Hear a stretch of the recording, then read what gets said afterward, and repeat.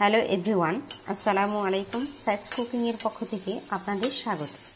আপনারা চেষ্টা করবেন এই গরমে বাচ্চাদের জন্য খাবার খুবই হালকা এবং কম মশলা দিয়ে রান্না করে খাওয়াতে। বিশেষ করে সারাদিনে একবার হলেও বাচ্চার খাবারে যেন সবজির আইটেম থাকে সেটা খেয়াল রাখবেন। আজ আমি আপনাদের সাথে শেয়ার করব বাচ্চাদের জন্য খুবই কম মশলা দিয়ে কিভাবে সবজি রান্না করে খাওয়াবেন সেই রেসিপিটি। চলুন তাহলে ভিডিওটি শুরু করি। প্রথমেই একটি প্যান গরম করে নিয়ে আমি এর ভিতরে তেল দিয়ে দিচ্ছি।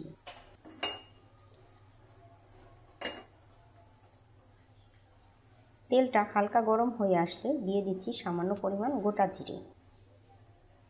এবার ছোট একটি পেঁয়াজ এবং সামান্য পরিমাণ কাঁচামরিচ দিয়ে দিচ্ছি।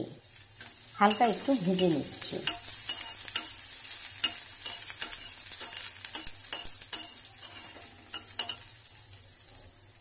এরপর দিয়ে দিচ্ছি পেঁপে, গাজর কুচি এবং আলু, সব কিছু একটু ভেজে নিচ্ছি।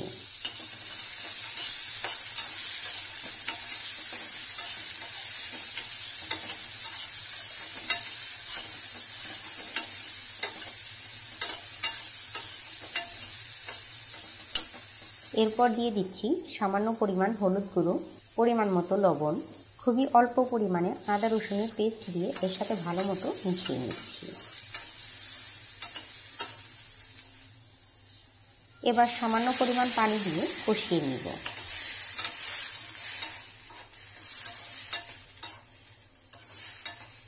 সবজিতে রয়েছে বিভিন্ন ধরনের ভিটামিন, মিনারেলস এবং আয়রন, তাই বাচ্চাকে চেষ্টা করবেন প্রতিদিন বেশি বেশি সবজি খাওয়াতে।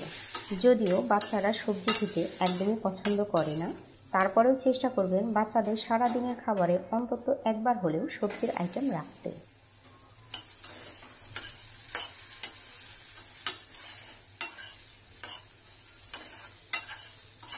এবার ভালো মতো কষানো হয়ে গিয়েছে, দিয়ে দিচ্ছি পরিমাণ মতো পানি।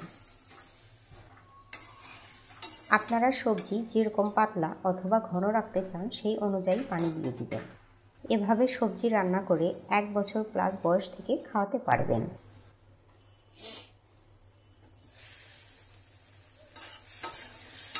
সবজিটা পুরোপুরি সেদ্ধ হয়ে গিয়েছে। এবার একটি ডাল ঘুটনি দিয়ে এটাকে হালকা একটু থেতো করে নিচ্ছি।